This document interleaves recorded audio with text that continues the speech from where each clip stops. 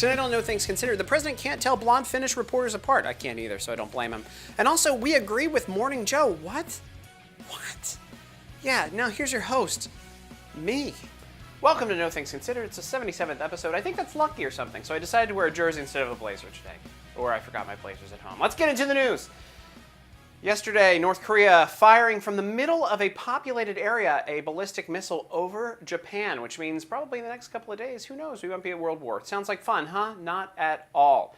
And this hasn't been quite addressed from the White House yet. They say they're, of course, very concerned about it, and they're dealing with President Abe to take care of the situation. Let's hope that gets taken care of. Yeah. Yesterday, the president met with the Finnish president in the White House. They had a joint press conference, at which point Donald Trump made the same comment that I make all the time, well, passively, that all blondes kind of look alike. Go ahead. Please. Again? You're going to give her the same one? No, she's not the same lady. Go ahead. They are sitting side by side. We have a lot of blonde women in Finland. Go ahead. Then the president went on to talk about TV ratings, the hurricane, and Joe Arpaio in like 1 minute. Unbelievable. Well, a lot of people think it was the right thing to do, John. And actually, in the middle of a hurricane, even though it was a Friday evening, I assumed the ratings would be far higher than they would be normally. You know, the hurricane was just starting. And I put it out that I had pardoned, as we say, Sheriff Joe.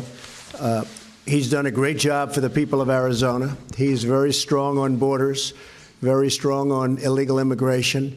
He is loved in Arizona. I thought he was treated unbelievably unfairly when they came down with their big decision to go get him right before the election voting started, as you know. And he lost in a fairly close election. He would have won the election, but they just hammered him just before.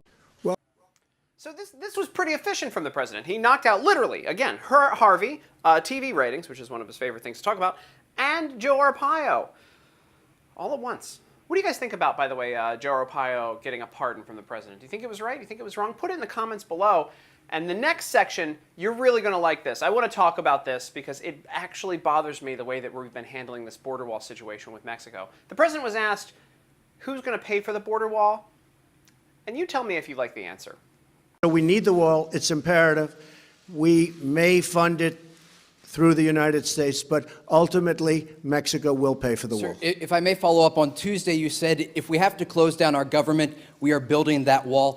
Well, I hope Mexico that's is not paying for the necessary. wall, why Let would we me close just tell down you. our government? Yeah, I hope that's not necessary. If it's necessary, we'll have to see. But I hope it's not necessary. The wall is needed from the standpoint of security. The wall is needed from the standpoint of the drug scourge, what's coming through and through that area, through the areas that we're talking about. Have you ever been on a date with a woman, and when you asked her out, you were like, hey, I'll pay this. I got this. It's on me. It's on me. It's on me. And then at the end, when the check came, you were like, actually, it's on you. That's kind of what's happening here if you take a look at it. Mexico's going to pay for it. Mexico's going to pay for it. No, America's going to pay for it. Do you guys disagree with me? Because I'm going to get to a tweet here in a second from over the weekend from Donald Trump as well that kind of seems to back this up as well.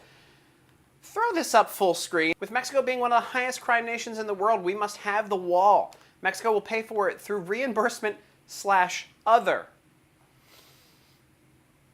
Guys, now I know a lot of you support the president, but this tweet and the way he's handled Mexico paying for the wall just seems a little shifty, especially /other.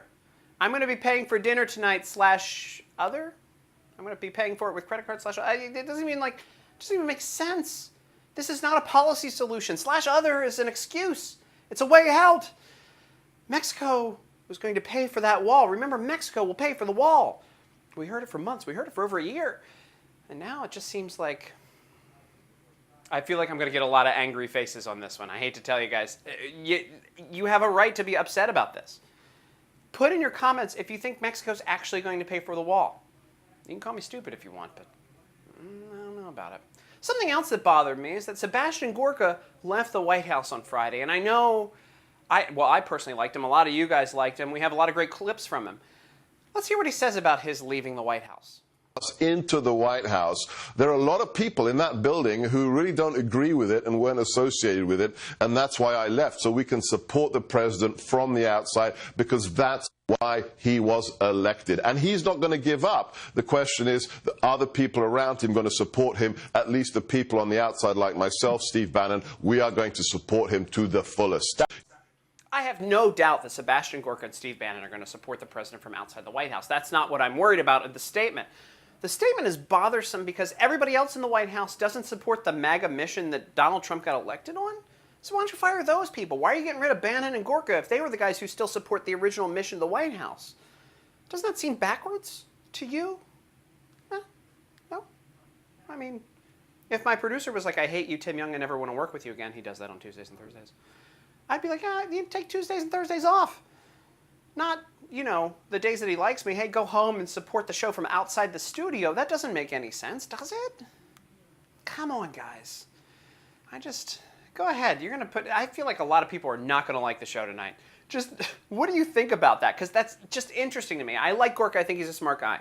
I think Bannon's a smart guy too. But listen, supporting the MAGA mission and the bullet points of what he got elected on from outside the White House rather than inside because the people inside the White House don't support it? Huh? What?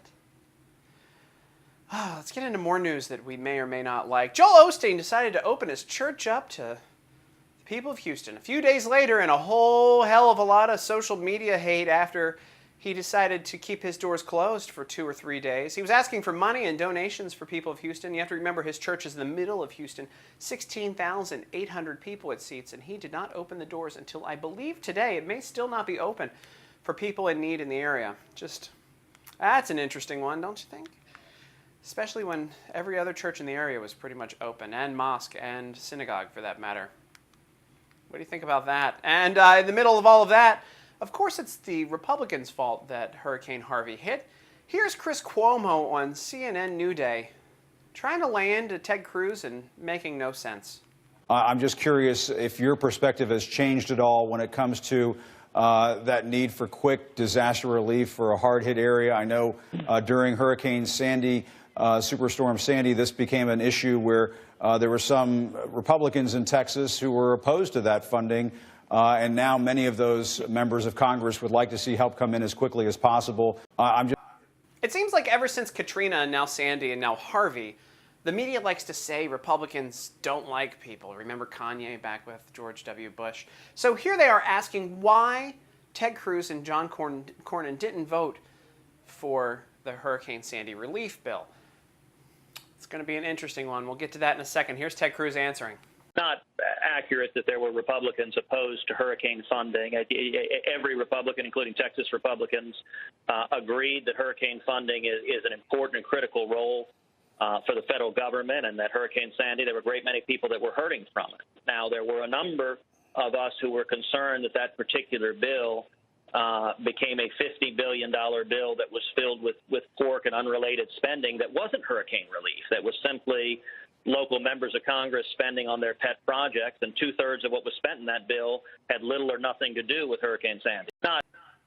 One of those relief efforts that they said was for Hurricane Sandy and the Hurricane Sandy bill was $150 million for Alaskan fishermen. $150 million for Alaskan fishermen, where Hurricane Sandy, I don't know if you knew this or not, never hit.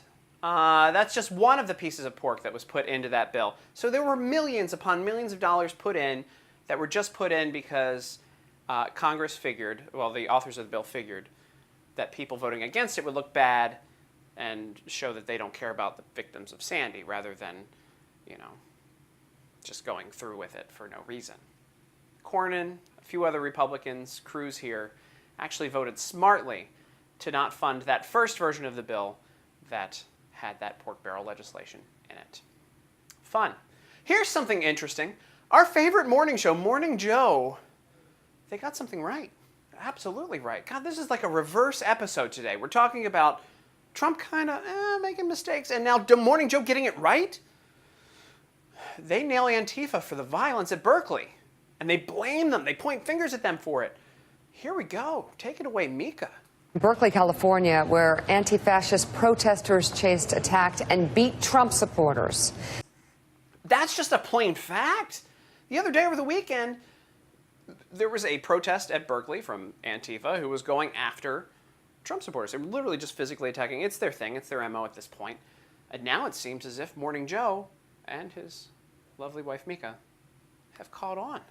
This is an ongoing problem in Berkeley especially, where members of the far left are using violence to shut down free speech and there to shut down demonstrators. Look, this is new. This is not just scuffles between rival protesters, right? This is shutting down someone else's speeches with a violent assault.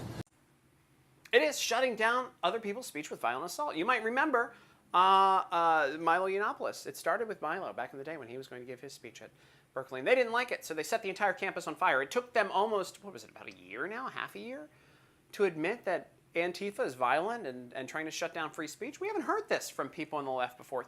Good job, Morning Joe. It keeps going. The police, I mean, when the police see these guys coming in with masks, they need to do, I think they did it in Auburn, Alabama, maybe 4 or 5 months ago. Take your mask off. Yeah. Yep. Take your mask off because you have a history of beating people and hiding behind that mask. Take your mask off.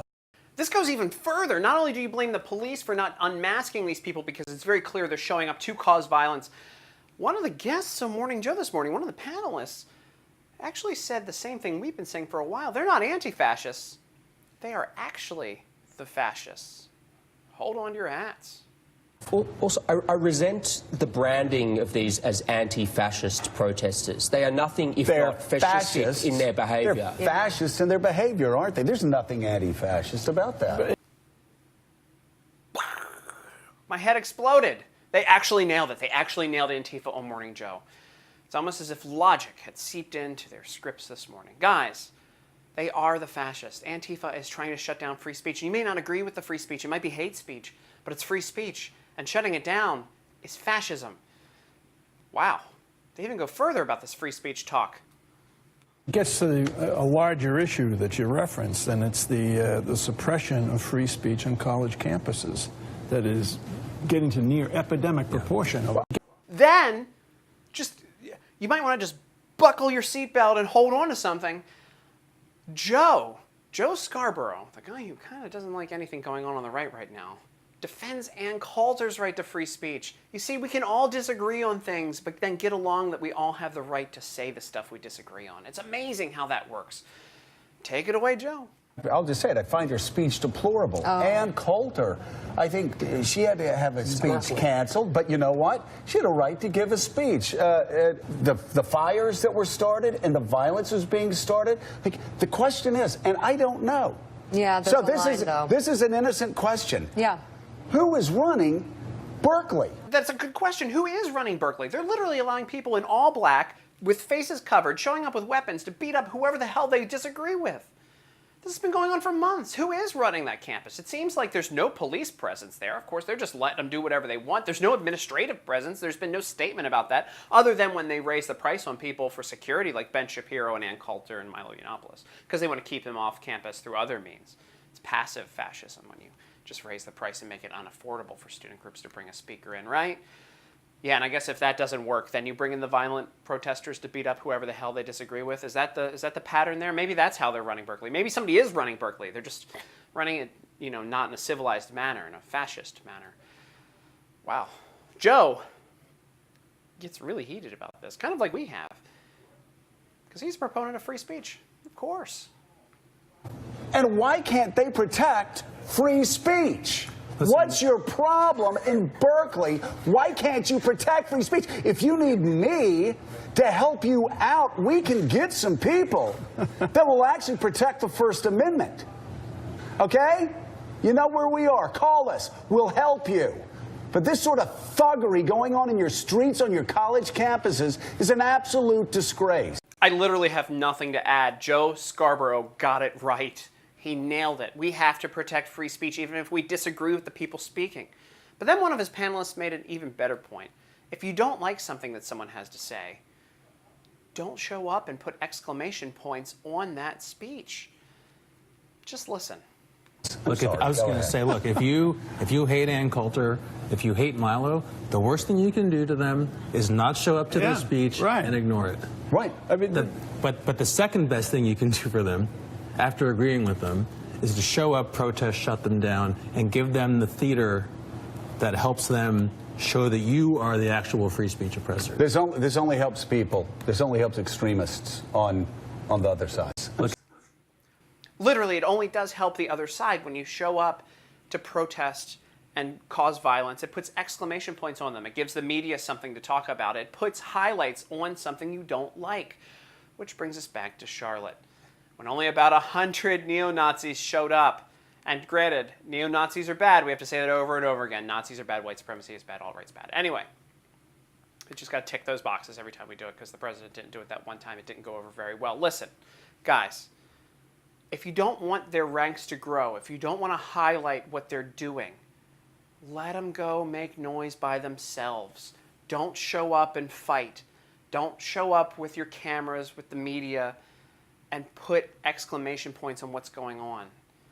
In Boston, there were like 20 people who showed up and 20,000 or 30,000 that showed up to protest them.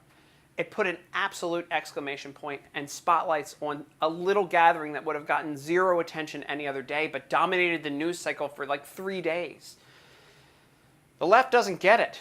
Morning Joe seems to get it to a point. He's himself put highlights and spotlights on the crazier sides of both political parties. But so he's kind of a hypocrite there on that point. But overall, you can't give these people attention.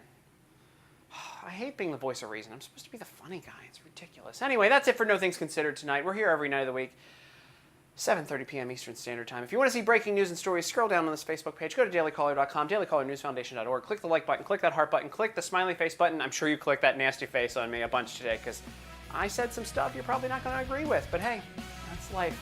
We can't all get along all the time, but we can say what we want under the First Amendment and free speech. That's how it works. Hopefully without getting our asses kicked when we go out in public. How about those apples? Anyway, if you like the video, share it, and I will be here tomorrow and all the rest of this week, 7:30 p.m. Eastern Standard Time. Good night.